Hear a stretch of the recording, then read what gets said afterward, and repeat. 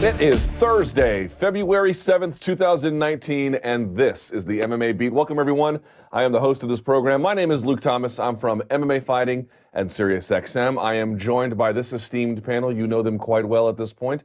That is Danny Segura from MMA Fighting. That is Phoenix Carnevale from basically everywhere, including but not limited to, let's see, Access TV, the Infighting Shape podcast, UFC Unfiltered, and so many more. And at the end, Iceman is here, Chuck Mindenhall from MMAfighting.com and The Ringer. The Ringer had a piece on the inevitable woe that is DC sports fandom. And I was waiting to see your byline on it, but somebody else wrote it.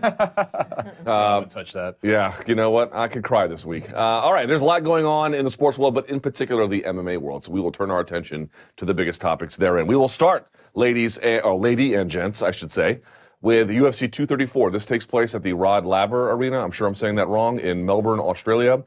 We're going to get to the main event, but I'm going to be candid about it. I'm going to put it second. I know it's the main event. I know that's blasphemy. I just don't care. In this case. Yeah, I just don't care. I just don't care. I want to talk about what's at the top of my mind. We will start, Danny Segura, with the co-main event. Yep. Not much of a card, to be honest. It's like a UFC Australia regional card that they just put a killer main event and then an interesting co-main event on top of. So let's go to that. Israel Adesanya, in I would call it actually his biggest fight to date, certainly in terms of profile, is going to be taking on Anderson Silva. Before we talk about the matchup itself, I want to talk about Israel.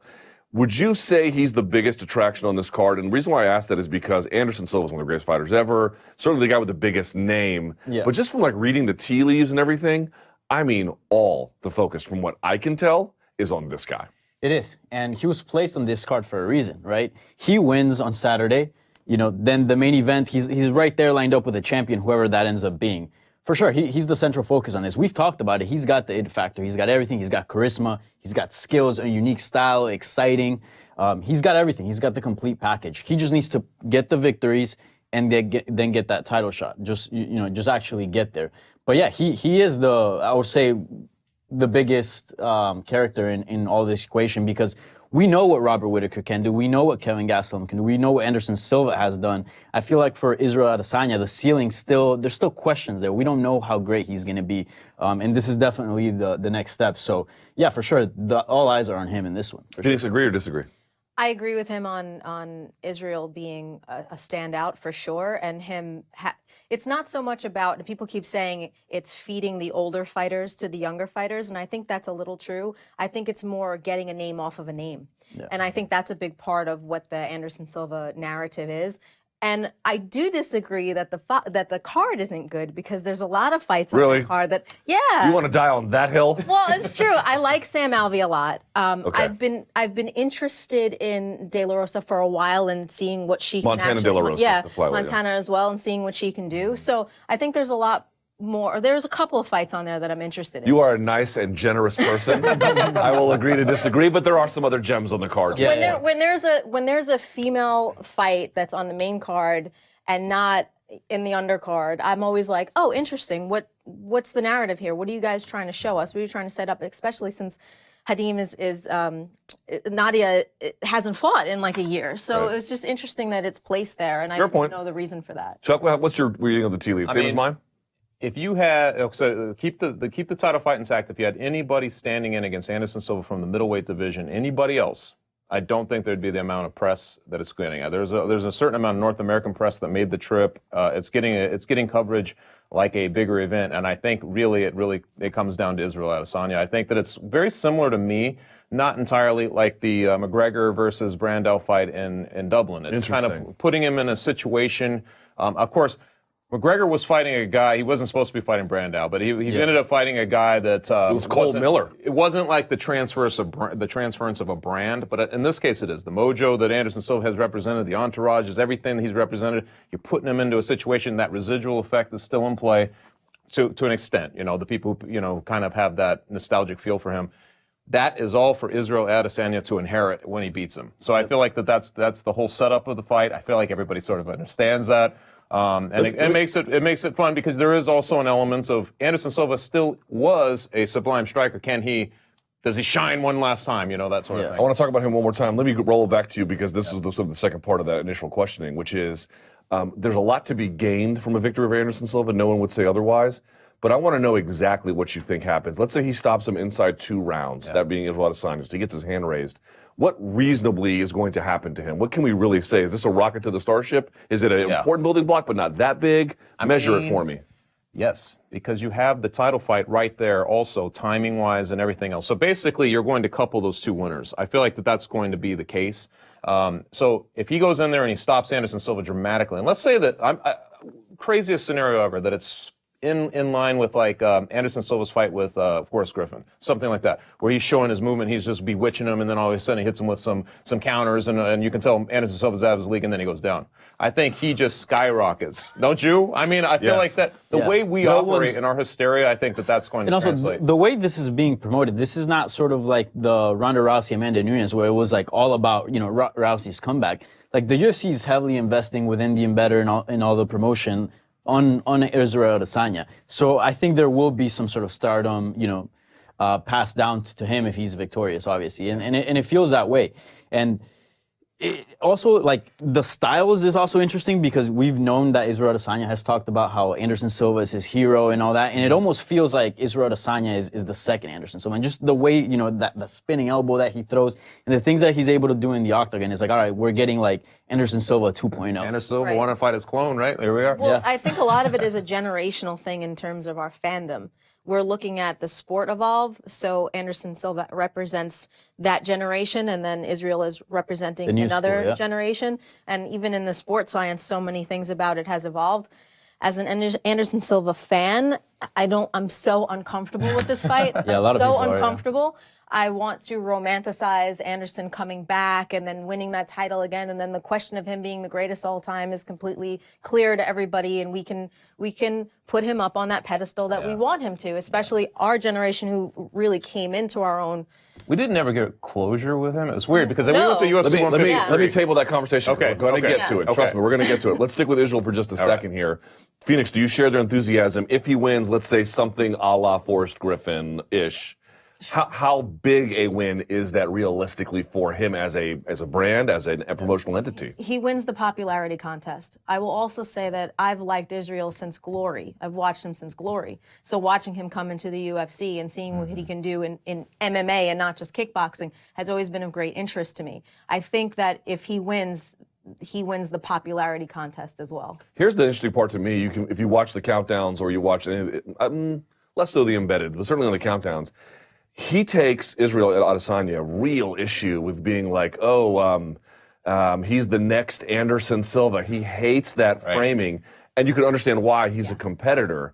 But it really tells you why this matchup is just the right one. A lot of people were like, oh, really? You're going to give this young guy in his prime to a guy well outside of it who's been on a bit of a, up and down streak? It totally makes sense. They're trying to usher in the new paradigm of what it means to be the best MMA striker. And they're using the guy that's been the benchmark for that with the new benchmark for that. So he wants to be the first Israel Adesanya. It's actually... So you like the matchup now? Because I know at one point you were on the fence about it and you said that matchup didn't do much for you. I'll walk it back a little bit. Okay. It's a good point. Here's what I'll say, though. Competitively, I don't really know what to expect. My rational brain tells me he's going to go there and march through them. On the other hand, you're like, but it's Anderson. No one really marches We through always there. do that. There's enough doubt there. Here's what I will say in Just enough. Here's what I will say in UFC's defense. Everyone's like, they never produce stars. You cannot manufacture a star. It's like poker. It's a little bit of luck. It's a lot of engineering. But they have put this guy in the right places. They have kept him active. And to this point, he has done his part in maintaining. They're making the right bet. Right. You mentioned basically he doesn't want to be called the next Anderson Silva or John Jones for that matter. But if you mention the it factor, ask him about that sometime because he has thought that thing through the whole way. And he can expound on what the it factor means from inside the cage and from outside and from projecting yourself into bigger things and everything. It's fascinating to talk to him about, like, what is an it factor?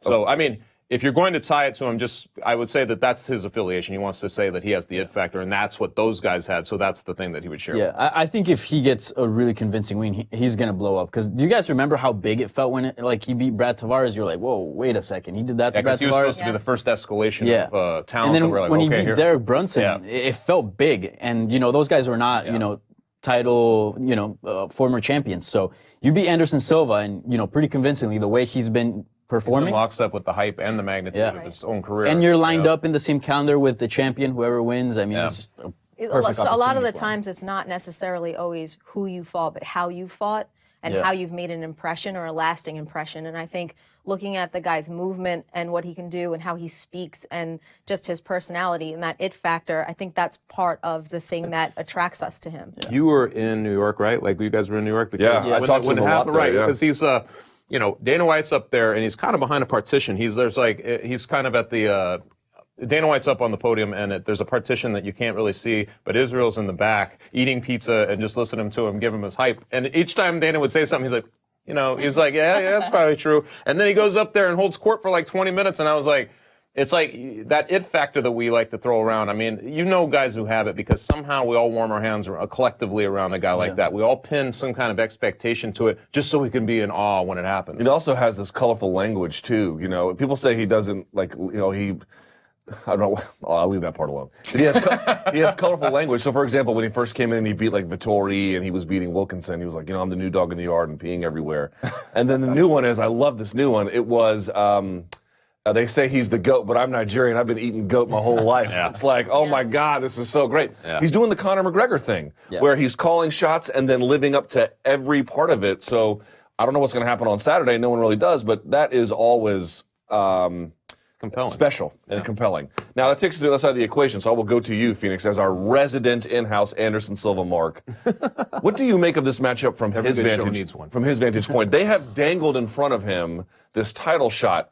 I'll be honest, my cynical side tells me they gave him a title shot to entice him into it, thinking there's no chance he'll win. So F it. Yes, you get a title shot. You get $1 billion if you win, but it's not a check they think they're ever going to have to write. How do you view this matchup in that context?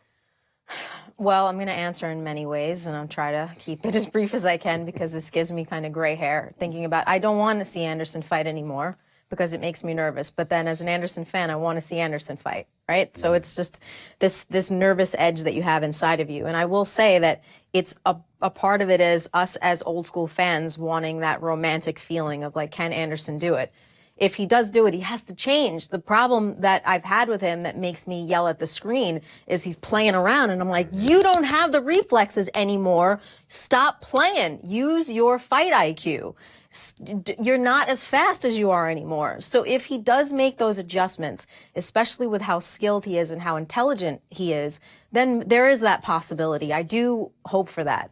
But if he's relying on some of his old attributes, I don't see this going well. I was trying to mention earlier, we didn't really get closure to his career. I felt like what basically happened was he kind of ran through everybody, and then UFC 153, he fights, that's the Bonner fight, I believe it was, right? And it was like, that was the last time we really saw him in his, Anderson Silva, where he was the invincible Anderson Silva, the great Anderson Silva. Since then, I mean, I think he's 1-4-1. The one fight, I mean, and a lot of them have been... He beat Brunson and he beat and the Diaz, Brunson Diaz fight at wasn't great. It wasn't a great fight. A couple of them were like tragic in their own way. Like one of them was just bizarre with the first fight. I mean, you look at the way his career has gone, the suspensions and everything else, and I think there's just this sense of pending with him. Like, is he coming back? Is he going to retire? Is he going to do something still? Like, does he have it in him? I mean, there's just a lot of unanswered questions. But at 43 years old and not having fought for a long time. It's one of those situations, I agree with you. You tend to get a little bit like, I hope it works out for him okay, and I appreciate that his comportment is basically like he always is. He's going through with the same confidence and everything, but this is the one, man. I mean, there's never been this kind of doubt on him winning a fight. I feel like that's the novel part of this fight. He's the biggest underdog he's ever been, right? Is that the case? He was nearly a plus 700 last time I checked. That's just crazy. a shade under it, yeah. I don't feel as uncomfortable as other people do with this matchup. I feel like... Now, Danny, for context, you're a big believer that this could be more competitive than people think, right? I do. I really do. Because if you look at Anderson Silva, like... He's got a lot of money on it. Parlays. Yeah, I do. I'm just kidding. Now, if you look at Anderson Silva, like he became the GOAT late into his career. It wasn't like he peaked when he was in his 20s. It was after he was into his 30s that he really became this guy. And he didn't rely on athleticism all that much. Sure, he had great reflexes, but it was all technique and it was all his fight IQ and his timing. Yeah. So you got to keep that into consideration. And if you look at the fights, to your point, all fights have had like an asterisk. Like even his loss to Bisping, that was Bisping went on to win the middleweight title. Yeah. He put it on him, and He beat Nick Diaz, although that got turned into a no contest. It's still, Nick Diaz. Derek Brunson's a Kicking it on legit the guy. canvas, remember that? Yeah, that was funny. So I think this is, in my opinion, I think Anderson Silva is still easily a top 15 middleweight. If you put him in the top 10, he can compete, be very competitive, and get wins. I mean, he defeated Brunson, right? So I think this fight will be a lot more competitive than what people make it out to be. I don't think Anderson Silva's washed up in any sense. For example, not to throw shade, but we were all looking at Chuck Liddell's, training footage, and we're like, ooh, geez. We had MMA fighting, Esther and Casey go down to the Spider Kick gym in LA, and he was hitting pads. He looked quick, Yeah. maybe not like his old self, but he definitely looked game. So I think it'll be competitive. Honestly, wouldn't be surprised if Anderson pulls off the upset. Here's the interesting part for me. If he does, it would be. I want to talk about what that means if he does, because someone asked me to frame what does Adesanya represent that no one else does, and you pointed it out. It was that he is he's never been an underdog like this. But I was thinking about it in a little bit more specific detail. People disagree with me a little bit about it, but I feel like it's true. Weidman had moments. Weidman knocked him down, but he was clowning a little bit or knocked him out too. Even Bisping throttled him a little bit, but Bisping outstruck him by strategic volume. And that's important and very difficult to do, but he did it. But no one's ever really styled on Anderson Silva. And Adesanya represents the first guy. You think about it, you're 44. He made his pro debut in 2000. Right. And it took this long for the game to pass him by before this was even a relevant question. But let's say that the one guy we all think is going to style on Silva doesn't, and Silva wins. Yeah. Now where are we? What does that do to his legacy, Phoenix? I'm telling you, it lets us say he's the GOAT without a question. More than St. Pierre coming back and beating Bisping to win a title in another weight class. Maybe, because I think that we've all found Anderson Silva to be the matrix, and where George seemed to be like the mathematician. George figured you out, and he stayed in there the longest with you. When Anderson, you were like, I didn't even know. Oh my God! So I think that has a lot to do with it. And I know I'm telling you, he's the only fighter I ever got starstruck over. And he allowed me to be that way, and it was a lot of fun. I always had a lot of fun interviewing him because of that. I did the Chris Farley thing, remember when you kicked Vitor in the face? That was awesome. Cool. So I think that it really allows us old school fans to have that, to finally, have that. The UFC is going to have to do some fancy footwork because obviously they promised him a title shot. Now, we know that those promises don't really mean anything, but if he's able to do something like that against Israel Adesanya, and again, it's the same timing with these guys, I feel like they would be kind of stuck into, having him fight for a title. And then what would that mean? It's you'd have to go, you're down a rabbit hole at that point. The division's going down a rabbit hole. But I will say that I agree with her. I think that if it doesn't solidify him as the GOAT, and I feel, in my mind, he's right up there anyway. Yeah. But if it doesn't solidify him, it should, even with the asterisks and all that, I feel like he's got to be right there. For sure. I actually think this is a win-win for the UFC because if Adesanya loses, I don't think he's done. I think he could easily get back on the horse, get a few wins, and he's right back in there. I mean, you can bump Darren Till to 185, make that fight happen, all of a sudden is a really good fight. And if Anderson Silva wins, I mean, who else is next in line for that middleweight title? Luke Rockhold is going up to 205. Chris Weidman is still having, health issues if I'm not mistaken. Who else is in line? So if you put Anderson Silva against, in a title shot, I think there's still star power there. You can make a nice pay-per-view, and it's a nice storyline. The veterans get what they want sometimes. Think about Bisping getting to fight Henderson again. Sometimes they do get what they want. I would also just add, I think you're right. It's win-win for UFC. Yeah. I mean, I think they would rather Adesanya win. They're putting up against it a fight where he should win because they're really trying to make that happen for him at middleweight. But if it doesn't, and to your point, the GOAT is now all of a sudden relevant in title implications, then you either boost Whitaker's profile or Gastelum's profile. Either way, you come out with something Gastelum usable. was supposed to fight him already. So. Yeah. So in China, true. right? Now, speaking of which, let's transition to the main event. I know it is blasphemous to have not started that way, but I'm sorry. You just look at the numbers, and frankly, just my interest is much more with the co-main event. But that main event is pretty solid stuff, Chuck. Let's start with you. Robert Whitaker defending his title against Kelvin Gastelum. It's kind of interesting, beating Yoel Romero in the way that he has over 10 rounds. It's been the biggest proving grounds, but I'm going to make an argument. Tell me if it's true.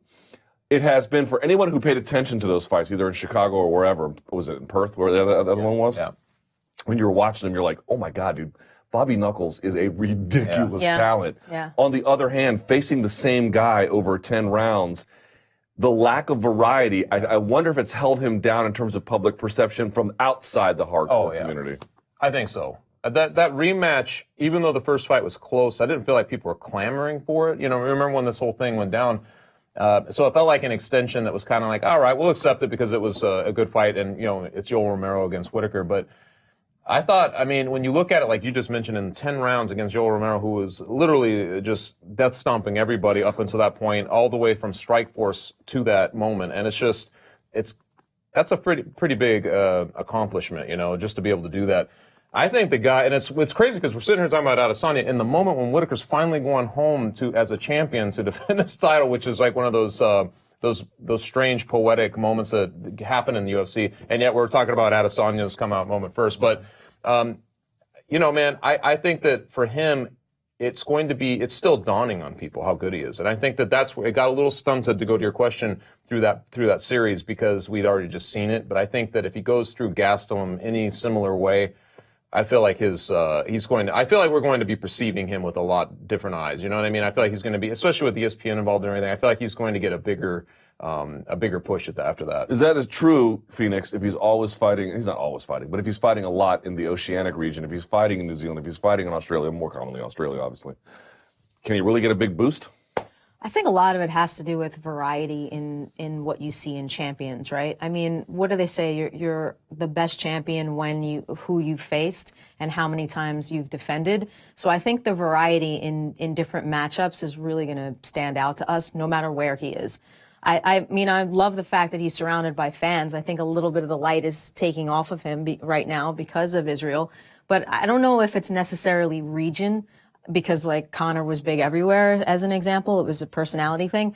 I think the more we get to see what Whitaker can do against threats like Kelvin, obviously, I think the more fandom he'll get. I think worldwide, I think it's going to be hard for him to become a huge star like the McGregor, just given, you know, how he carries himself. Personality. And, you know, these days, everyone wants to hear trash talk, and he's not really he's not willing to get into it. No, and I'm glad. But he checks the, you know, some pretty main boxes. Mm-hmm. Like, he's an exciting fighter. Like, those two Yoel Romero fights were crazy exciting. Everyone was freaking out. So if you're a hardcore and you see Robert Whitaker in a card, you know he's on the pay-per-view, you know you're going to get a good performance, a good fight. I love that he kind of snuck through, too. Yeah. Like, it was weird because he quietly was amassing a lot of wins. The opposite of Adesanya. Yeah, exactly. Yeah. He quietly got to where he did, and he fought Jacare, and I remember thinking, That was this the could one, be yeah. the serious moment for him, like if he's able to get through it, or maybe he comes down to earth.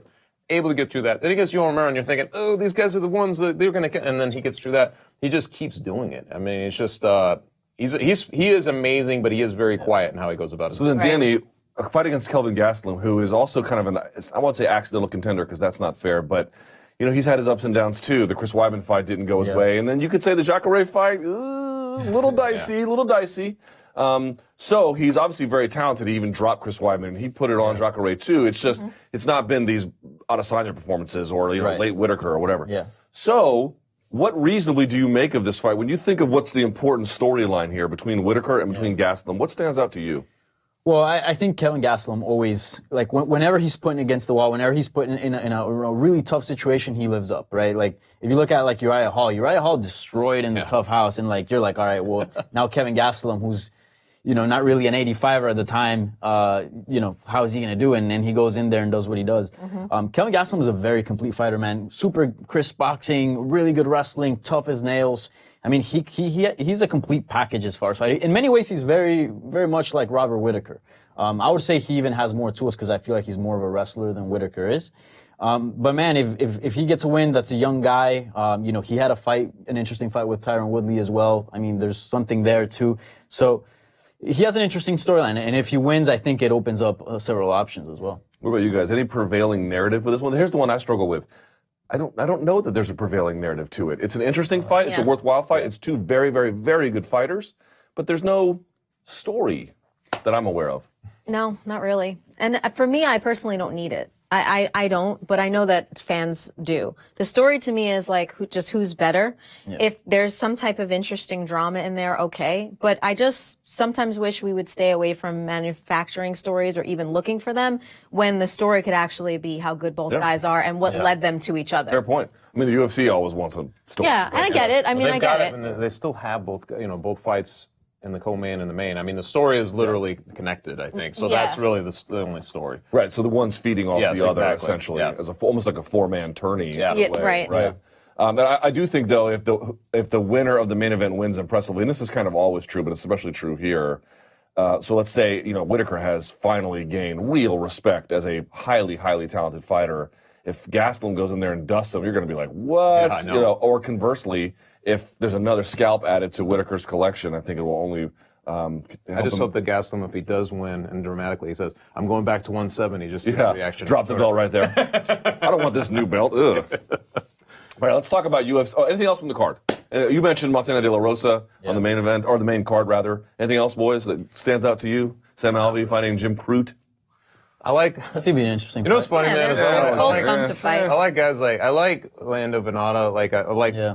that he's getting this other chance. And he's just such a crazy fighter. You can't get rid of him. He's like doing just enough to hang around. He puts on exciting fights, and here he is. I feel like now he really is fighting for his roster spot. For Yeah. sure. And a couple of he's had like 2 draws in his last 3 fights, which is just Yeah. kind of unprecedented too. So He's got the 2 weirdest- draws and 2 losses. yeah, in the last exactly. 4. So it's just the weirdest setup for that guy. But I always enjoy watching him. So you see him on a card, I pay attention to it. Yeah, Lando Venata is an interesting cat because he's kind of like his UFC career has been like look good, lose type of thing. Like Yeah. like you see him and you're like, wow, that's a really good fighter, but It's just somehow because he of the just way he doesn't came get out. it done. First Yeah. impression. This tells you everything about first impression because he fights Tony Ferguson. He puts on this war that nobody expects, and then all of a sudden you just have this crazy expectation for him going forward. And then the Makdessi knockout. Remember right after? Yeah, of course. Yeah. I'll say real quickly, Hani Yaya's on the main card too, Yeah. which I always love. Well, these guys. That's insane that he's on the main I know, card. and these dudes who are still like, I don't really care about striking. I'm just Yeah. gonna do jiu-jitsu, and it's 2019.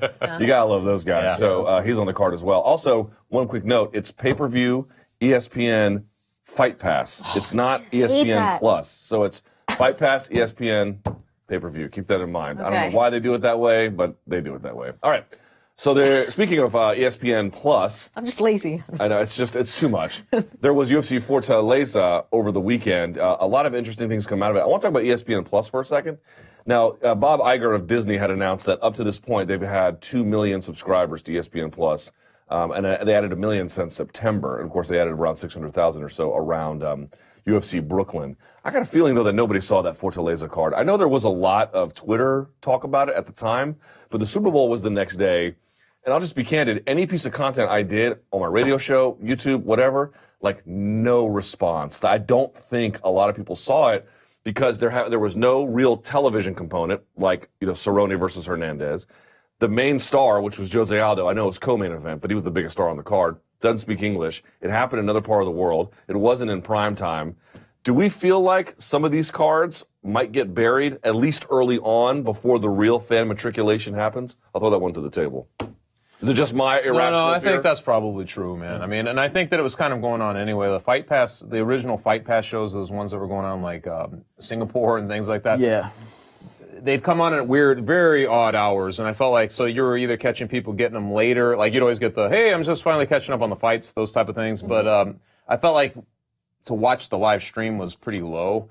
This one, I think what it points out to me is that we are still a civilization that's coming to grips, or a society that's coming to grips with streaming versus, using the streaming platforms versus using just standard TV and things like that. I still think there's a lot of people who just don't even know what they're doing. Like, they don't stream anything. I think there's a lot of those people still lingering in that generation gap is still not closed. My dad My asked me. mom just got Netflix. That's what I'm saying. Like, How there's about a lot of my dad asked me how you play an MP3 this week. That's a legit I'm question gonna I check his got. MySpace. There's some information. Yeah. Check out a Friendster.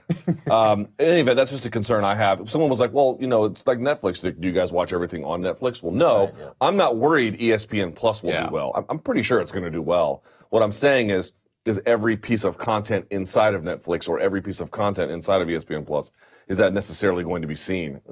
Yeah. Unless there's no TV component, I'm a little bit concerned. We talk about always the people who are flipping through channels and they see, fighting. Oh, let me just tune into this. With streaming, there's none of that. It's not That's possible. specific. Yeah. But do you guys listen to the radio anymore? Exactly. I mean, Yes. Oh, sometimes. So you got to go to, the streaming. You got to go to ESPN Plus to specifically watch that. And then you have to switch from prelims to main. Yeah. that drives me insane. Also, it was Super Bowl weekend. Right. If you got a weekend, you're going to go, okay, Sunday's going to be dedicated to sports. So, you'll do everything People else get the other drunk days. that night. Phoenix, let's talk about did both. the biggest star on that card, Jose Aldo, just having this resurrection tour. I find it so incredible. I really believe, I wonder if you share this opinion, you know, if you had just encountered Jose Aldo as a function of coming to the sport from Conor McGregor, and everyone comes to the sport at their own time, so, you know, you hadn't heard of it until then, and then you see Jose Aldo and he gets dusted in 13 seconds. Okay, he came back at 200 and beat Frankie, and that was nice. But then he loses twice to Max. Now he's back and he beat Jeremy Stevens. He beats Renato Moicano. By the way, dusting them both with a left to the liver, which is just ridiculous.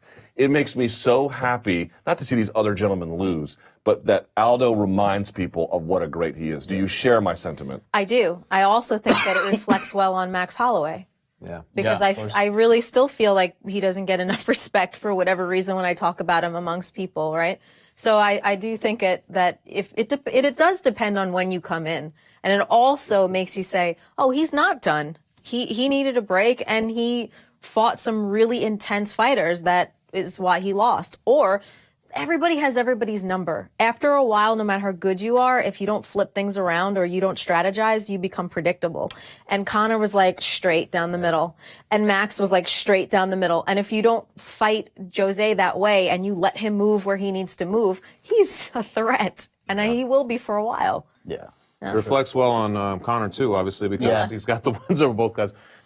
It was cool. It was like people keep saying vintage. It's funny to look at how the fight game can switch just like this because although people writing his eulogies right during that Yeah. Stevens fight, like Stevens is like kind of pieced him up a little bit there early in the fight. If he loses that fight, where's Aldo at? Like he's gone. Where's Would Aldo? have been 3 losses in a row. Yeah. Yeah. So. Where's Aldo? I knew there was something you read from, but here he is. He's able to come back, and that was very dramatic because it was all in one round. He was able to get that, and then he goes and he does this to Moicano. I mean, there's something about it when you see a guy who does that. Like you see him kind of getting his confidence, getting his swagger back, and it all comes Right. together again. And you're like, wow, he's whole again. He's whole again. There he is. But it'd be interesting to see kind of what he does next too. Yeah, and he's also changed as well. Like this is the WEC Aldo. This is not the Aldo that I'm gonna coast and make sure I beat you. Says this Yes. last year too. Yeah, this is the guy that's gonna go out there and try to stop you. And you see it in his punches. He takes a punch and he's like, all right, Really you know. good point. And Yeah, then so- sometimes it's fatigue. I mean, this is human beings. And we know that after a while, sometimes you need a break, you need Yeah. new nutrition, hydration, all types of stuff. The belt weighs a lot. There's a lot of pressure. GSP has talked about it. That's one of the reasons why he walked away from the sport. It's just 'cause I'm just sick of being champion. I'm just sick of, I'm done with a fight and it's like, all right, who's next? Who's next? And everybody calling you out. Jose Aldo doesn't have that anymore. Don't you love Conor McGregor though? Because the Cerrone fight that happened a little while back, we were complimenting him for jumping in there immediately, like Stern pot. Yeah, Cerrone, you want the fight? Let's do this thing. And then this one, it's like Aldo, and he's like, hey, I've always wanted to fight in Brazil.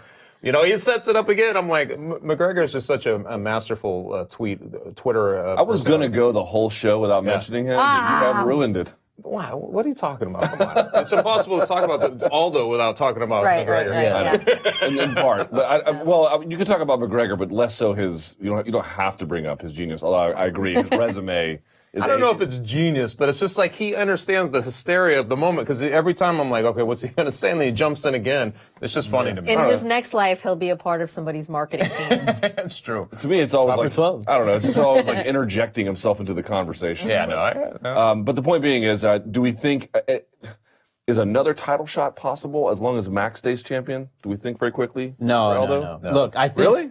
I think I think it's possible.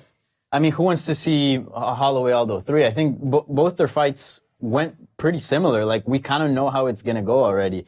And at this point, I think that Aldo is actually something negative in the division if you keep him around because he's not going to be Max Holloway. He's not going to get a title shot, but he's kind of proving that he's better than everybody else. So he's just going to kill contenders like Moicano. If you just keep feeding him contenders, he's going to take out all the contenders from that division. And the champion's not going to have any contenders left to fight, and you're not going to make a third fight. That's why I think Aldo at 155 is the way to go. Yeah. Look, he says he's going to retire in 2019. Look, he's got 3 fights left. Make him fun fights. Go up there, fight Nate Diaz. Go up there, fight Dustin Poirier. If he's really going out in 2019, he should. All right, so Chuck, I'll go to you on this one. The other part, I was so blown away by Marlon Moraes. You go back and you watch his first fight, which was his UFC debut, loses a razor-close decision to Rafael Assunção. But you go back and you watch the first round against Assunção. Assunção, rocked him twice. Rock's a strong word, but landed hard shots on him and kind of wobbled him a little bit. And this one, Moraes, dude, his hand speed, his athleticism, his technique, everything is dialed in. So I'll ask the question in this way. what is the next responsibility for TJ? Is it a rematch with Cejudo, or is it to give Marlon Moraes his opportunity? Yeah, it's so tough because obviously now you have a bantamweight champion defending a title coming off a loss. Even if we know it had nothing to do with that division, it's just such a weird setup. But honestly, if they're really trying to phase out flyweight, if that's what they're doing and Cejudo needs a place to go, I think it makes sense to have him fight for the title at 135 pounds. If that's really the plan, if that's the big picture plan. If that's not it, I'd be okay with them going with Moraes. I just think that, the dude has earned it. The way he handled the Assunção this time was the way I kind of thought he would handle him the first time. Because I remember when that fight was going on, I really liked Moraes to get it done. This time he was able to do it. So, and he's won everything else in the vicinity, right, of that fight. Like, he's won everything around it. How can you deny him at some point? If you want it to keep moving, you got to do that. You can't keep switching these guys around from weight classes. But if they're going to shut down 125 pounds and that's really it, and Cejudo has to go somewhere, that's the fight to me. You got to do the rematch.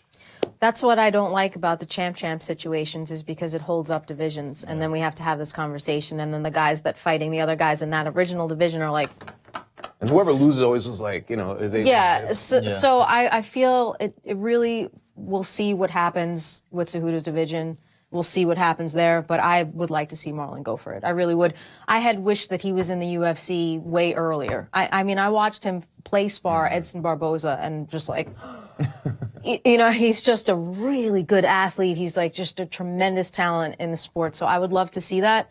But of course, I don't know. This is how I feel about rematches. And when we talk about Stipe and Cormier, this will apply too.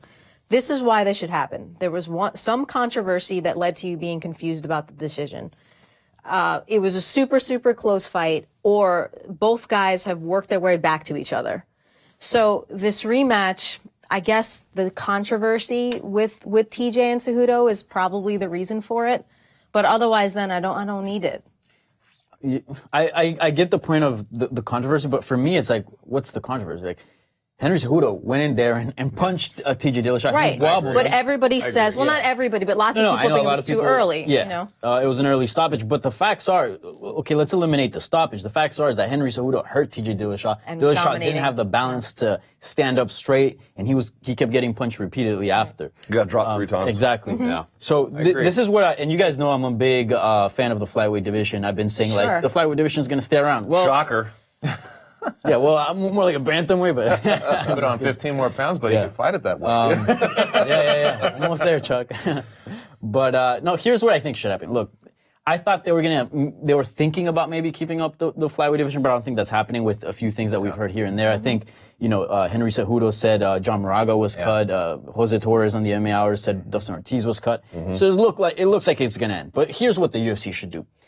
Keep it somewhat to kind of like women's featherweight, at least for a little bit longer. Let Cejudo defend his belt one more time. Let him solidify that he's the flyweight champion. And guess what? Joe B's been a company man. Joe B's been there for you since day one. Give him a shot. He deserves that. He's been waiting in line, fighting, doing his job, but he couldn't get that shot at Demetrius. But now that that's out of the way, let that fight go on, right? You have one more title fight there, right? And then have Dillashaw defend against Moraes. Moraes deserves the shot. And guess what? If they both win, now they're coming off wins, and the rematch makes more sense. I like that. They're gonna take shots at each other because you know how competitive those guys are, and they didn't get, at least for TJ Dillashaw, there wasn't a clear decision there. So that fight's gonna get some natural build. Let that cook. Let that rivalry cook. I like that. I just, Dillashaw is going to have to, if it's Moraes, he's going to have to aid himself in making people forget that fight that just happened, at least for that fight, because I feel like obviously you want there to be as much hype around a title fight as possible. And Dillashaw, you want him to be coming in there riding momentum like a champion should. So that is the weirdest part of the whole matchup. As long as the UFC has a clever plan, or he does, to kind of make people forget for momentarily, I would be all for that scenario. Yeah. I just want to say one more thing. Immediate rematches, for the most part, are kind of like a buzzkill. Because it's like, dude, I just saw this fight 3-4 months ago. Imagine it. Now, how excited would you be if TJ Dillashaw goes out there and smokes Marlon Moraes? And he goes, yo, Cejudo, your division's coming to an end. Come up to my division. I agree with you. That would be super exciting. It's so rare, but I remember like when Anderson Silva fought Chael Sonnen at UFC 117 was one of the rare times like, I can't wait for the rematch. Yeah. You know what I mean? They're so rare though that you're just like, I can't wait for the rematch. because most fights aren't that dramatic. Yeah. You know, where there's Usually something like that. But Chael Sonnen went on and got some victories, right? He beat Brian Stanley. True. They- He he had beat to somebody get else as well. back. Bisping as well. It was a close fight. For a proper rematch, there has to be like some kind of there has to be both guys have to shed blood, and then there has to be controversy about how that was adjudicated. Right. Typically a decision, but like one guy, I mean, it was short, but one guy just kind of put it on the other guy. know. Yeah. You know, it's like I don't know what. To And say really, about the only reason there's anything is because it was a champ situation, and the guy who lost was like, I don't accept it. You know, Yeah. that's really what Right. we're at. That's what it was. So let's talk about the other one that has been in the news this week, which was, as you alluded to, Daniel Cormier and Stipe Miocic. Stipe Miocic has tried to pull every lever he can. I'm not mocking. I'm being dead serious. He's tried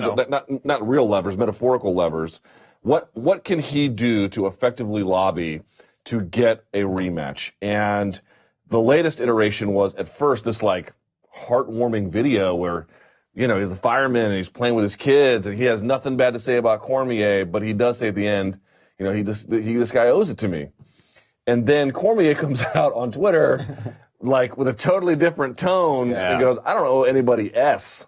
And here's why I'm not going to fight him. Number one, I'm injured. Number two, he's entitled. And number three, I beat him inside of a round. Like, what could I possibly do a la Conor and Aldo? Not quite that level, but, you know, how am I going to top this? But I thought it was the most interesting thing is entitlement and O. Okay, Phoenix, you're the one who brought this up. Does Daniel Cormier owe Stipe Miocic a title shot? No. Why? Because nobody owes anybody anything, really. It's a matter of the three things that I said. When it's a rematch, it should be because there was something that was unclear about how the fight went. It was super close, or you worked your way back to the top.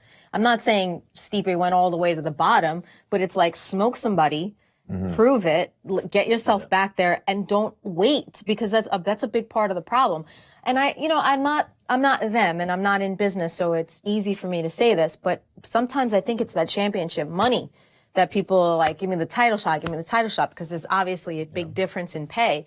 But as far as looking at the fight, I don't believe that there's anything owed there, right? You fight, you keep moving because that's your job, that's your career, and then you work up the ranks. Yeah. It's a promotion. It's not necessarily like a sports league where it's like this guy against this. There's Even if it more of was a that. league, I don't know how he owes it to him. Not sure, right? Right? Like you fought, you lost.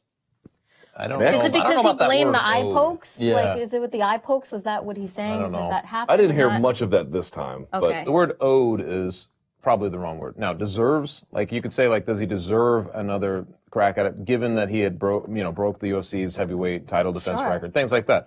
But I'm with you guys. I just feel like go out there and beat somebody first, and then you've made your case. You've made your case every possible way. I Right. feel like that's the best way at this point to make his case. And what I guess the window feels like it's closing on getting Cormier, though, because obviously he's retired. going to be leaving the game at some point in the near future or the foreseeable future. So maybe he's trying to just get it to that point first, but you know, I don't know the extent of Cormier's injury either. Like, so what's going on with that? But if he's Yeah. unable to fight, I would be like, Miocic should take another moving. fight and put himself, make it so his case is made.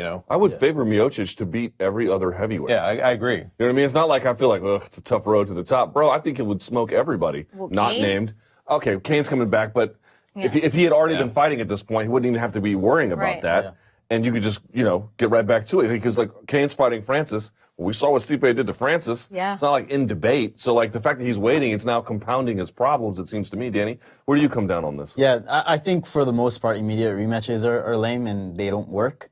And yeah, I'm with you guys on this one. Like, Cormier doesn't owe him anything, first of all. And immediate rematches, it's like, Let me interject something. Sorry to bother you. What about the notion, and I'm not saying I agree or disagree, but one of the arguments, Stipe has not made it recently, but he did make it before. Okay. Which was, hey man, I'm the winningest UFC heavyweight champion of all time. That should count for something. Should it count for something? sure. And that's why, like, I think if you were to get one fight and then go on and fight for the title, I'd be completely fine with you that. meet each other at the middle again. I don't think he meet needs to each go other all the way there. to the back of the line. No, definitely but, not.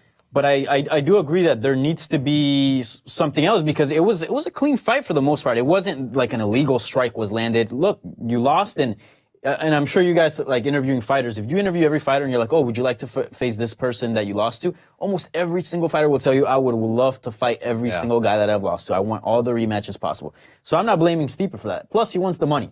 I completely agree with that. Frustration Yeah. is understandable. For Yeah. sure. Pretend that Brock Lesnar had done what Miocic was doing. He's in the exact same situation. So, but he loses to Daniel Cormier. Do you think he would have a fight back by now? Like, do you think that they would be looking to make that fight again? I mean, that's what it comes down to. It's Right, just, but I made this point before, and it was like, I asked Stipe one time directly, do you care about celebrity? I know. And he told me I know. matter-of-factly, Yeah. I know. no. I It's know. like, okay, you don't have to do that, but then when you get to this position where you want a true. rematch, you have no lever to I agree with you 100%. I was just trying to basically make the point that, you know, he made his bed in that sense, and he's going to have to sleep in it. But he has not been. I can guarantee you, from a promotional standpoint, the UFC is not itching to get him back into a title situation. Yeah. Given that he just wasn't a sell, and I think that you have to consider that too. And you can understand his frustration from the other side now. Maybe he regrets the thing that he told you. I don't know. I know he's been a little bit more forthcoming. He's certainly not. Which, by the way, has been great to Yes. watch. Yeah. Like him getting out there and like showing some passion. Yeah, I agree with It's you, man. awesome.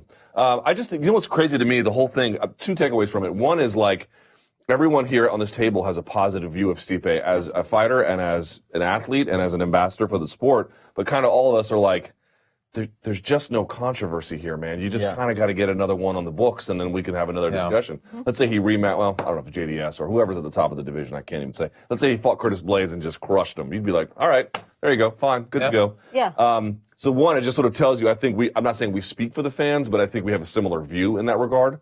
The other one I get to is the word "oh," and I want to use this to transition to the next topic, which is, funny's not the right word because it ain't funny. It is alarming to me how often I hear fighters talk about things that are not things. Let me give you an example. Let me give an example. When they say things like, I am owed. Where? Under what written provision, which in this world is all that matters? Where are you owed? Because if there's nothing in writing, which, for example, Klitschko, Canelo, pick somebody. These guys have rematch clauses. Pacquiao, Mayweather. It's in writing. So when you lose, yeah, bucko, you are owed at that point. They can exercise that clause. It is owed.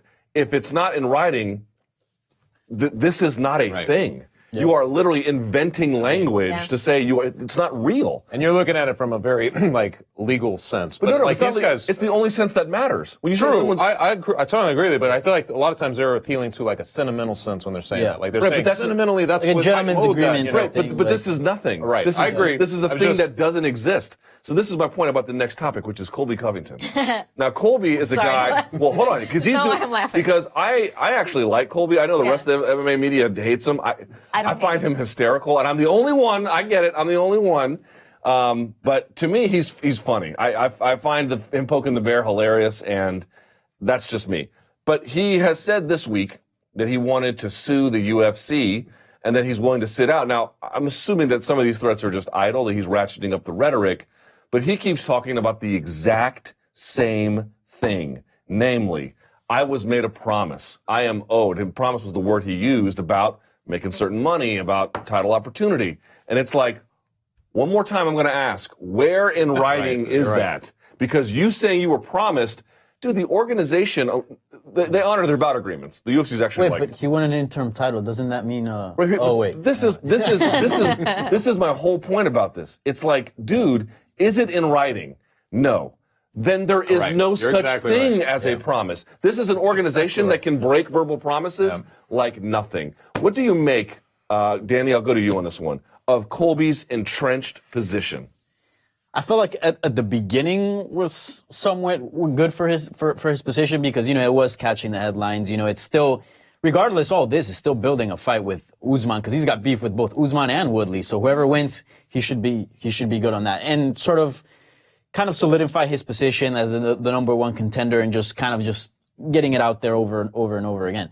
But he keeps doubling down, and I'm not sure how good that is to his career because we've seen the Diaz brothers double down on things, and I mean, when's the last time they fought? We've seen Conor McGregor double down on things, and even him, the UFC took him out of UFC 200. Remember, like the UFC's willing to. That's why they fought at 202. Exactly. Yeah, but all the guys you're mentioning had earned something. Like, look at what he's fought. His biggest position on a card was That's a right. co-main Exactly. event. That's why it's On even a- more dangerous. It's like a co-main event. Before then, he was. I mean, I know that Tyrone Woodley had pointed out that he was on the Fight Pass. He was.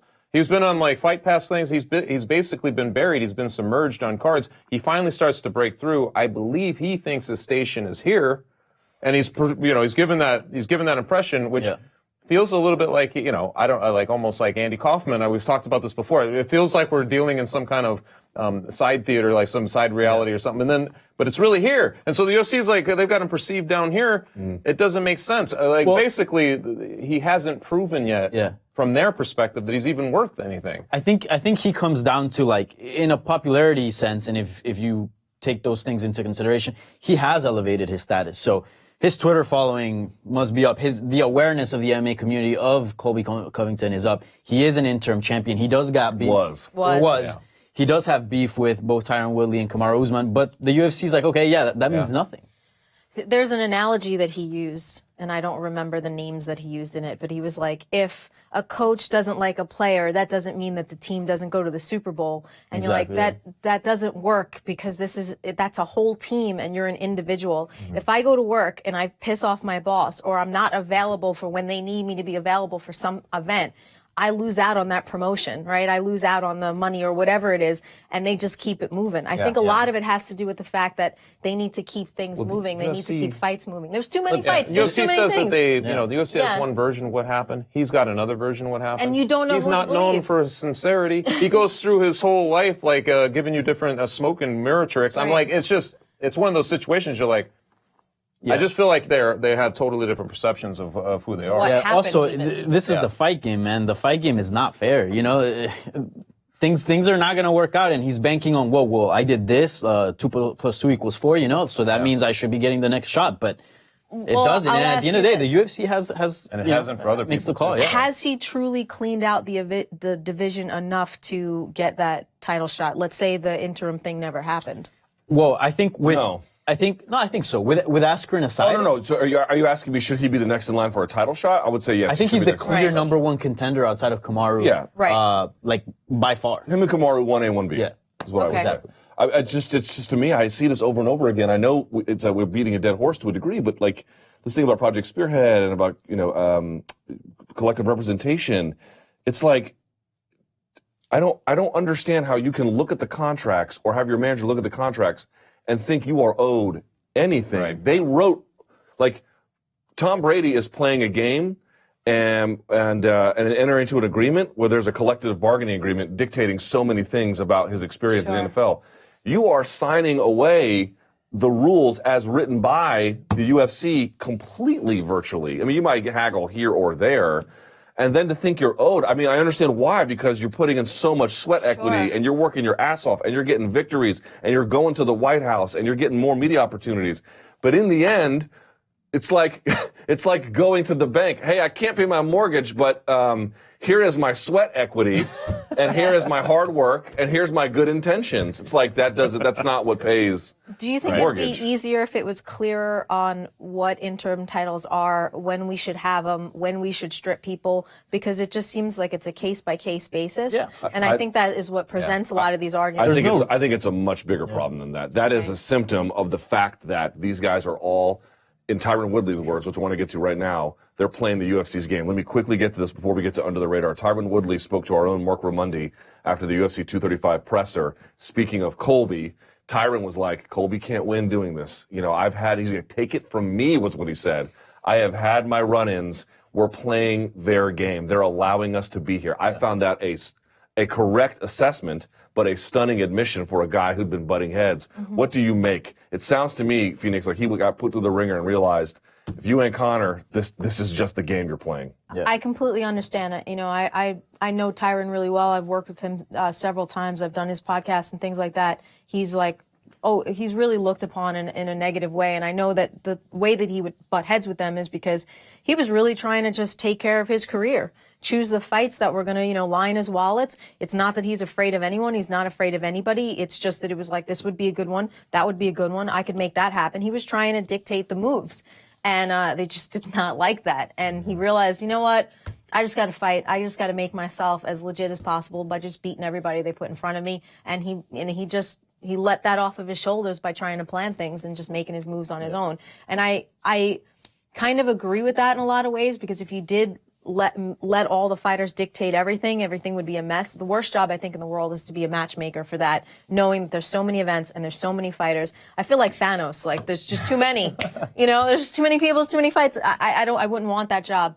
But I think the most important thing here is there's got to be a balance of the two, where you can have some control over your career. Yeah. You're not just going to get washed up by whatever they want to do to you, but yet you also still have to have an understanding that it is a well-oiled machine in a lot of ways that has to keep rolling fight by fight. He's gained experience, and he's a very smart guy, but I almost wonder too, because he's dealt with other other industries within entertainment. And I think that when he starts to do that and on big levels, I believe probably things become a little more clear over time. He's been dealing with a lot of different forms of entertainment, and I feel like he's one of those guys who learns that sort of thing as he goes along. He learns to play the game. He probably sees his own mistakes, his own missteps, and he strikes me as that kind of guy. Like, he gives that internal thought. So I think it was like, I hadn't heard him say that, but I felt that was the feeling I got when he said that. Yeah. Danny, any final thoughts on this? Yeah, and he also said something very interesting just before that. And it kind of gave me an insight of like, because we see, you're talking about like, oh, Kobe has a version of his story, and then the UFC has another version of how they're looking at things.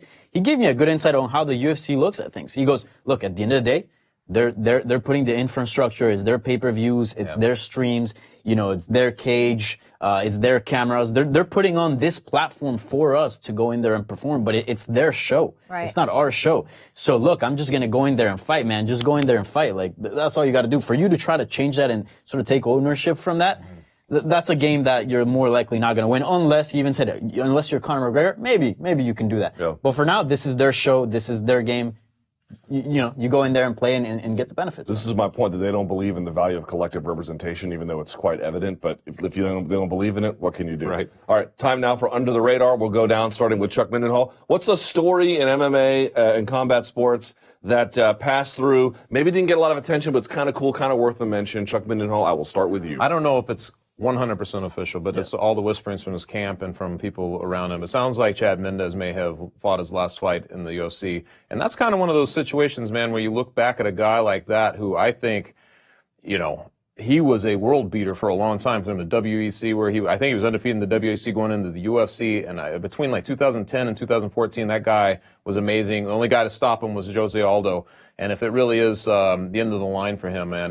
Chad Mendes, or Frankie Edgar stopped him. Yeah. Yes. Yeah. But that was later. I'm saying between 2010 and 14. Oh, yes. Yeah. Sorry. Mm-hmm. So, I mean, like, between those times, I just remember, like, you had, it was 1A and 1B. It was like that kind of thing. Chad Mendes was always at the top of these lists. So, if that's really the case, I just wanted to, it's flying a little under the radar, because I think so many years have gone by in suspension and all that, but, hats off to that guy. Yeah, he told me, and I interviewed him before after the jury fight, before the Volkanovski fight.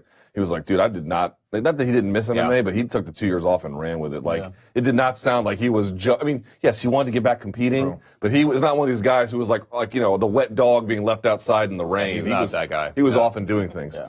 Phoenix, what do you got? All right, I want to talk about, and I don't know how much is true and how much isn't true, and it confuses me. I want to talk about Holly Holm and Aspen Ladd. Was it supposed to happen, then it wasn't supposed to happen, and isn't a possibility? Holly versus Nunes, please. I don't know much about that, so I was doing Super Bowl radio when all that went down. Do we know why they canceled Holm versus Ladd? So Dana White on a press conference. The 235 one. Yeah. They asked him about it. He's like, how come Holly Holm isn't here in Aspen Ladd? He said that fight's not happening.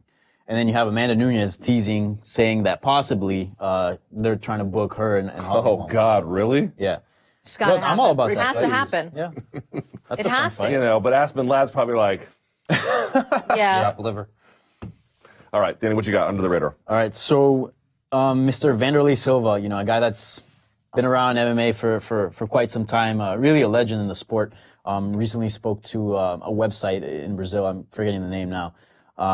But basically he was saying that he's starting to have some CTE symptoms, and he went to I think you said concussion. Concussion-like symptoms, yeah. So he went to some conference where there was a speaker talking about that, and he said he had 8 out of the 10 symptoms that included, lack of sleep, mood swings, memory loss. Yeah. And, this is someone that, is not retired, wants to keep on fighting. He's under contract with Bellator.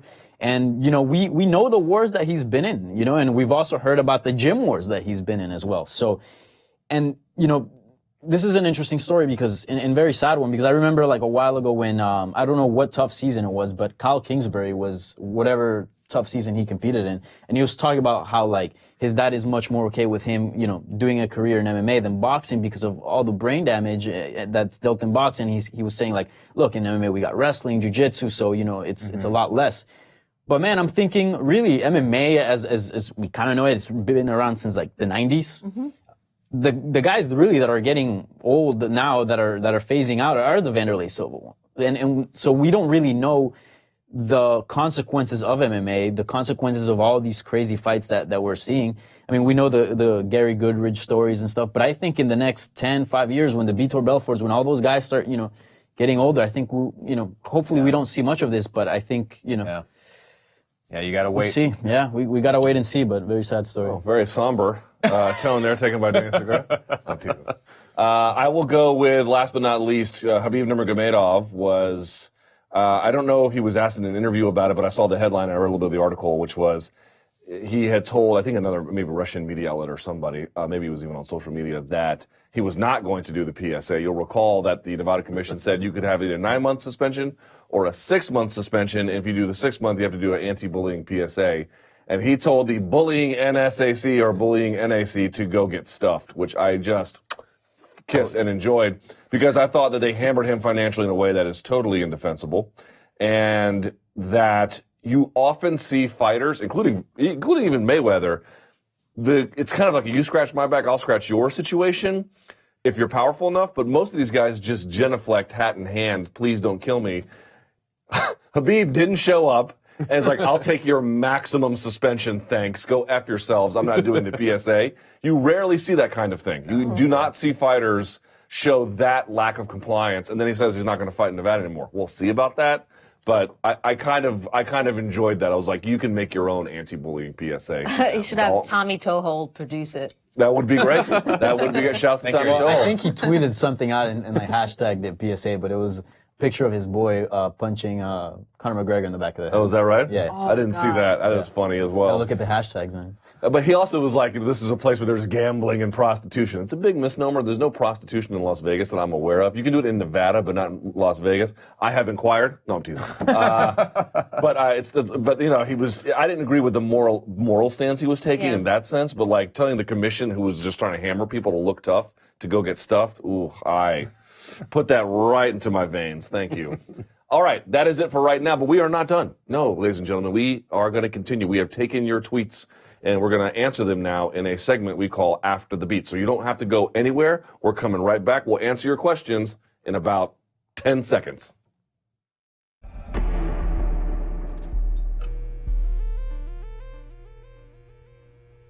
And we are back. My name is Luke Thomas. That is Danny Segura, Phoenix Carnivale. And at the end, Iceman Chuck Mindenhall, the man in the hat. This is After the Beat, where we have taken your tweets using the hashtag #TheMMABeat. And I have picked out the best, and by the best, I mean the most usable, Chuck. Your favorite. Nice. No, these ones are good. They're good. They're a little bit light and crispy, like a Zima or something. I don't know. Zima. You ever had one of those? Yes, they were I remember horrible. one time I was at my fraternity house and I had a fraternity brother, and I this is a true story. He was in there drinking a Zima on my couch. First of all, like, why are you on my couch? Second of all, he was drinking a Zima and he had put the Jolly Ranchers in it. I literally took it and chucked it out the window. He got all bitter at me, but I was like, who are you? Get out. All right. Terrible. All right, first up, what do we got? Okay, Phoenix, who is the most forgotten champion that used to be considered dominant? Franklin, someone else? I think they mean just someone who was a champion back in the day, who people don't really think of these days as like all that great or remember or whatever. I think Zach has a point. I think Renan Barão really was, like, nobody really talks about how good he was at the time. You know, it was Aldo and Barão. You would always see the two of them just dominating people at the time. I really do feel like he's been pretty much forgotten. All right. Anybody else? Anybody got a champion up there? Barão does come to mind. Yeah. The way that he was being talked about was not just that he was the best in his division, but he was like the pound for pound. yeah. Right? Like, this Renan was Dana Barão White. is a monster. Yeah, He had a short stint as a champion. Yeah, but he had something like a decade run where he Yeah, had some lost. So crazy- it was still in full effect. We didn't really see him. It's just when the wheels came off. Yeah, they man, came just off came major. off, you know. But yeah, he would probably be the biggest one I can think of. I have He a good mentioned one. Rich Franklin too, and it was like Rich Franklin Are we was talking like about the just man. UFC? Yeah. And then anything Anderson in MMA. Silva. Anything in MMA. know? I feel like maybe some of the WEC guys like that were really good. Mike Brown was a Mike good Brown champion. was one of the best in the world at some point. WC was like, we got to make Uriah champion again, and just couldn't get through Mike Brown, man. Yeah. He has 2 wins over him, right? Yeah, 2 times. I'm going to say anybody who's watching MMA back in the day will be like, yep. Marilla Bustamante. Yeah. Marilla Bustamante used to be one of these guys who was one of these first jiu-jitsu black belts who was athletic. And, I think was obviously more of a ground specialist than anything else, but could do it all as well. Had some solid wins, was a good competitor, was a champion, fought all over the world. Marilla Bustamante was an awesome fighter. I really liked watching him compete. Yeah. So that's the one I would say. All right, next. Let's see here. Danny, what is your favorite Olympic event? One winter and one summer. Well, my favorite Olympic event, I would say wrestling. Okay, wrestling. That's the summer games. Yeah. Now give me a winter games. I like watching Shaun White always kill it. On the half pipe? The half pipe. Is what So, they call so it? that's fun. That is pretty cool. Like if you watch just skateboarding, it's impressive. But that big ass like half tunnel they dig, and these guys are going sky high, man. What about Feet you? up there, yeah. Oh, this is an easy answer for me. All right. Judo. Judo is your summer games. Yeah, it's my summer. Winter, I actually do like to see the figure skating because I'm Yeah, figure I'm skating's cool. mesmerized Yeah, I by am it too. because I could never do that in my life. Yeah. It's good to have a woman on the panel. Yeah. It's good. I like the speed skating and I like the swimming for those 2 reasons. I mean, it's Like amazing. the to- racing or like the well, the dancing swimming? No, like Phelps. Like Phelps. You watch that and it's just anything like that is just like such a triumph of human spirit. You're watching these guys do this, you're like, what is going on? Also, swimming is butt hard. I know. Yeah. So maybe those, but I mean, there's a lot. What about in the winter? You said which one was the speed skating? Yeah, just watching how graceful and fast they're going. Yeah, I'm gonna say Hockey's fun. I like all of it. Hockey's though, a great to be one. honest, man. Hockey's a thing they put in the Olympics. I It's know. not, you know. I'm going to go for winter. I'm going to go, it's not the bobsled, but it's the single one. So Yeah. it's face first, the skeleton. Yeah. When they go on those runs, those are like, those terrifying. guys are just bonkers. Yeah. That's crazy. So I'll say that for the winter games. For the summer games, I'm going to go with the weightlifting, Olympic weightlifting. Yeah, surprise. Well, it's just, here's the thing. Like, you can teach yourself to weightlift. And you can teach yourself to bodybuild. You can teach yourself to powerlift. I make this argument. You cannot teach yourself to weightlift. It is so technical and so difficult that you need a coach to do that. You can teach yourself poorly or something, but you need help with that one because it's an amazing sport and it's worldwide. So you get a lot of talented people. So I like those two. All right, next. Chuck. Which fighter have you enjoyed interviewing the most? Oh man, I like Jim Miller a lot. I know he's kind of. You have a thing for him. I've always liked. I mean, he's just very like he's so down to earth. You feel like you're not talking to you. You have to remember that he's a fighter because he just talks to you so nonchalantly about everything. Yeah. But I've always enjoyed him just personally when you're just talking about Ben Askren also. Like I find him a similar thing, but you see his swells up of his cockiness and things like that, which I always But he's those 2 guys are very very good every time. Oh, for me? Yeah, you've interviewed a ton of these people. Pat Barry was a lot of fun. Yeah. It's just a really crazy, fun interview. I love Brian Ortega. He's easy to talk to because he just likes to talk. Yeah. And Anderson Silva. Really? Wow, because I've never had a good conversation. Because- In English or through a translator? Both. We kind of did both, and I was so brand new, and he knew that I was nervous, and he went with it. So I said, "Listen, I'm gonna interview you. I'm really nervous. I'm gonna act starstruck." So he was okay. So he messed with me during the interview, and then even when I would try to interview him at a UFC event, I'd be like, "Hi, excuse me, Anderson Silva, Phoenix." He'd be like, and it would be cute, and he would play with me, and it was always a lot of fun to talk to him. I feel like in MMA, there's a lot of good people to interview. Michael Chiesa is a great interview. I've talked to him a number of times. He's always super candid, always in a good mood. Very good guy to talk to. Also, Brad Pickett. Brad Pickett's awesome to talk to. He's really funny. And again, a very honest guy as well, very honest with himself and very smart guy too. So I would say those 2. I would go. There's a lot, man. I'm trying to think. there's back a lot, over the yeah. years. I would go. more recently, Adesanya has been a great guy to talk to if you can get the time, and he's pretty accommodating with his time, which, by the way, I feel like that's going to start going away. Yeah. Yes. Have you noticed Adesanya makes time for everybody? Yeah. Yeah. Yeah, if he So beats... did McGregor originally. Yeah, it's like that's going to start getting harder and harder. I'll go Cormier. Yeah. Because I had at one time Fox Sports put together like a media day, and this was for was it 205? I can't remember which card it was, but Cormier was commentating, and so they had like Anik there, and they had like Karen Bryant, Kenny Florian, and Cormier, and I sat down with Cormier. He had all his kids there and his wife, and they were eating. And he took a plate, and we were talking about wrestling, and he was showing me different angles of attacks on wrestling. And it was just this really informal conversation, and I put it on YouTube without any, like, I didn't edit it for sound or nothing, and it blew up only because of what he was saying, nothing because I was asking it all that interesting. He's just a smart guy who has a lot of experience, and it's fun to dig into it. All right, next. Phoenix, what's the biggest problem in MMA? Is it judging, commissions, or PEDs? Please rank. Jeez. We have to choose from those. Yeah, that's, I mean, you see what I see. Judging commission. If you wanted to add in another one, you could. Can you put the list back up? Hey, can we see the tweets one more time? yeah, Is it judging, judging, commissions, or the juice? O.J. Simpson. I feel like it's the uncertainty of your event because it never.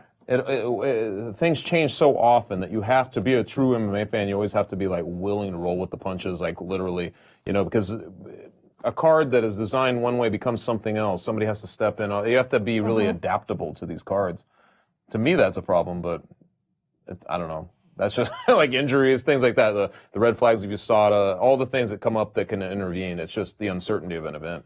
That makes sense because that ties in a lot of those factors. When it comes to the steroid use or USADA, I think the most confusing thing is like what people are being popped for and what's a pico and whatever. And it's just like because I don't remember what fighter it was, but he got popped for like acne medication and things like that. So sometimes just being afraid to take any type of supplement, which athletes need, just the fear of what I'm going to get popped for and what's legal and what isn't. And because I'm not a fighter, so I don't get it in the mail to tell me exactly. I don't know how unclear it is to them. Yeah. I think that's just such a big issue. Very scary thing. Yeah, I would say number one would have to be, I guess, the juicing, because that's tied to USADA and all that. And we know that's, destroyed cards, that's changed locations of cards, that's changed tons of things. So I would say that, and then followed by probably judging. I'll go two different problems. I'll say the biggest problem, well, I don't know if it's the biggest, but one of the things I identify as I think a major problem for me is I think the moral relativism. There's a lot of rot in MMA where a lot of people who are associated with like legitimately terrible people and everyone just kind of like looks the other way. Yeah. It's a big problem. The other one I would say is like people are like, oh, commissions are the problem. Like commission overreach is the problem, but the commissions are not a problem. You can't have a functioning sport without them. You need them to watch and license these guys and sanction promotions when necessary. So that's not it. I actually don't have a problem with judging as we've set it up. I think it could be better, but like when you really begin to break down why judging is bad, it's actually completely understandable. So I don't have a problem with that exactly. I would say the other one for me, and you guys know I don't think PEDs is that big of a problem because I'm not a moral hysteric. But that's just me being rational. In any event, the biggest problem I would say is the lack of fighter union. Or some kind, if not a union, some kind of apparatus to even the playing field. Yeah. Because it pops up every week like whack-a-mole, where it manifests itself some other way, and it would solve a lot of problems. I think that's the biggest. More clarity and balance. Total. You were talking about interim titles earlier. Sure. We would have an answer. Clarity and We would have an answer, and some of those answers would be unsatisfying. Well, Right. a union will tackle like so many other problems. Right. That's the thing, yeah. Right, and you can look up the CBA for like the NFL or NBA. They're all online. You can look them up. You can see just how far-reaching they go. It's crazy, like the Habib thing I was talking about. If you get sanctioned by the NBA, let's say you throw a punch on the court and they sanction you, you have a right to a video conference with the league, and you have a right to an independent arbitration. And you got guys like, Jabari Parker. 2-year, $40 million deal. Jabari Parker is barely in the league and he's making $20 million. He can afford attorneys all effing day. Yeah. wow. You know what I mean? And you got Habib, $500,000 fine. There's no recourse. Yeah. Zero. None. It's a big problem. Next. All right, Danny. We often talk about the talented UFC commentators. In your opinion, which sports have the best color commentators and which have the best play-by-play? E.g., this person says, I think soccer has some of the best play-by-play but terrible color. I'd actually agree with that. You hear a lot of really good play-by-play in soccer, but then the color guys just say nothing. What about you? Who's got the best of each style? It also depends. Like if you look at, like, for example, because there's so many commentators in soccer, right? Like the national broadcast in Colombia, they're really good, and they'll put nicknames to players, and it gets pretty interesting. He's not lying. I one time, so when we watch it at my house, my wife won't let me listen to the American feed. She pulls the radio feed up and puts it over the TV. Yeah. And there's one time Colombia scored. This was against Argentina years ago. And the commentator starts screaming. And then in the end, my wife starts laughing. And I knew no Spanish at the time. And I'm like, what are you laughing at? He goes, the commentator saying on the national feed, tell my wife I'm not coming home tonight. That's cool. Yeah, but I think soccer's pretty good. Recently, I saw a cat went into a game. I think it was the Wolves playing Everton. Yeah. And they were doing like a play-by-play of that, and that was pretty fun because that stalled the game. But yeah, I mean, Any commentators of note that stand out to you outside of MMA? no. Nobody? You're fun. Not too. What do you got, Phoenix? Well, outside of combat sports in general. You could say outside of MMA. If there's something in like another related. Well, combat I will say this. I've never watched hockey before, and I saw it live, and then I was like, this sport's the Garden? actually. No, I was somewhere. I was in Canada, coincidentally, right? Hockey is awesome. Yeah, and I was like, how come Especially I've never live. watched this? This Yeah, is crazy. hockey is because when crazy. you watch it on TV, you don't realize like how fast they're going Yes, and how insane. they are locomotives How on fluid ice. it is, yeah. So after I saw it live, I decided to watch it on TV just to kind of see how it translates. And the color commentator was amazing because you have to speak so fast about the action that's happening as it's happening. No breaks in, And no breaks. Like, how's this guy breathing? So I found that to be pretty amazing. Like the puck goes possession to possession so quick, and then the line changes. Yeah. What's his face? Doc Emmerich to me is like the god of all gods, and he's the head hockey commentator for national games for NBC. So he's amazing to watch. But what about you, Chuck? What do you think? I mean, I do appreciate really good commentary and really good color, from a booth. And I guess traditionally there's a lot of good football guys over the years. I always loved Pat Summerall for his economy of, he didn't have to tell you anything. He would just say like one word as Jerry Rice is racing down for a 70-yard touchdown or something like that. And somehow that just made the moment seem bigger. I like guys who have that kind of command, Yeah. Do you guys have a favorite catchphrase that commentators say? It's all over. You like that one? Yeah. Yeah. No, I don't. I don't like that one. Goldie, Is shut all. up. Yeah. What about you? Is there any famous catchphrase, either to open a broadcast or for a score or to close? Not that I can remember out of the top of my head. What about you, Chuck? Anything else like that? Maybe like Harry Carey's like "Holy cow" or something like that. It's got to be just one of those ones that you hear repetitively, right? But Yeah. I mean, nothing else really strikes me. But I will say that I watch a lot of Rockies baseball. I grew up in Colorado, so I watch them, and their guys are really, really good. So Drew Goodman, I mean, he's like, it's almost insane to think about talking for 162 games and finding through 9 innings or more and finding interesting things to talk about. Yeah. Not just stats, but just interesting things to talk about. And he does a great job of it. Yeah, I mean, you'd be surprised how good guys are for like local NBA or NHL teams. In DC, there's a guy who's really good. John Walton was the guy who did the Caps call when the Caps won the Stanley Cup. So shouts to John Walton. He's amazing. I'm trying to think like national broadcasters. You know who I think is the best sports broadcaster? Period. For play-by-play, I'd say Doc Emmerich for NHL. I think Kirk Herbstreit is He's really good. amazing. Tony Romo's pretty good. Yeah. Tony Romo, Getting all the love right now. Like when Tony Romo was getting his back broken, I was cheering like, "Kill him, kill Tony Romo!" And then he retires and he starts commentating and he's like, "They're in cover 2 man zone," and all of a sudden he goes, for a swing pass. it's like he's like they're gonna run it to the left and they run it exactly the way he says it. I was like, God damn, Tony Romo's good. There was a great Onion article. It was like, Tony Romo wishes he could draw upon his insight of the game when he was a quarterback. In any event, so I would say Kirk Herbstreit's my favorite sports commentator on the color side. call. I think he's very good. All right, next. This is the last one. We got one more after this one. Is this the last one? Okay, there we go. Jeez. What's the best show of sportsmanship you've People ever think you can just flip files in your mind. I know, right? What's the best show of sportsmanship man. you've ever seen in MMA? I actually love this question. It is a great question, but I feel like I've seen a lot of them, and I'm going to have to... I've got two. Can I go first? Go I've ahead. got two. I got we'll go. Actually, then you go first. Yeah. So Damian Maia fought Neil Magny, right? Yes. And I think like weeks after Damian Maia, or maybe the week after, hosted a seminar, example, yeah. and Neil Magny, like, I think DM'd him. He's like, "Yo, is it okay if I come to your seminar?" And Damian Maia is like, "Yeah, for sure." And then he came to Jiu-Jitsu seminar and taught him a bunch of tricks, Yeah. and former Yeah, opponent. remember that. Yeah. That's so awesome. I love That's it, yeah. Demi. By the way, Demi Maia, another Great guy who guy. was great at UFC Fortaleza. Just great to see him doing well. Anything that stands out to you, Phoenix? Lyoto Machida's behavior always, I mean, because karate was like my first art too, so that always like kind of stuck in my head. But was just kind of When he knocked out Ryan Bader and was Yeah, bowing just after kind of doing well. seeing how Also, I Lyoto think behaved. didn't he like knock out Mark Munoz and then he Yes. Yes. Yeah, held he back? held and he could have he could have gone and landed that extra hit. because but he knew that he had knocked Yeah. him out, and he just waited and yeah. that's always nice. Yeah.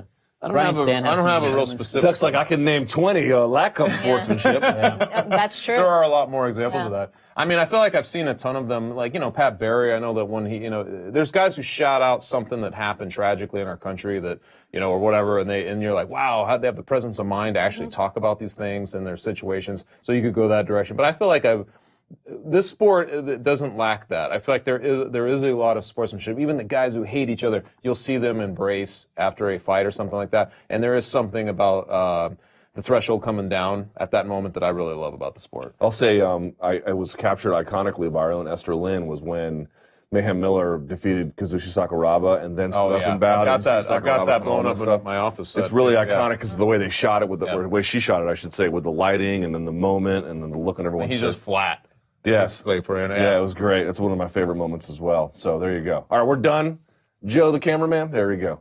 All right, we appreciate you guys tuning in. Keep those questions coming using the hashtag the MMA Beat. We really love it. There was a lot to pick from today. Would have liked to have done more, but the show's got to roll on. We got things to do. So we appreciate you guys tuning in. Thank you so much. Like the video, give it a thumbs up, subscribe to the channel, and of course, we're on all the podcast platforms as well. For Chuck, for Phoenix, for Danny, I am Luke. Hands up, chin down, let them fly. This is the MMA Beat.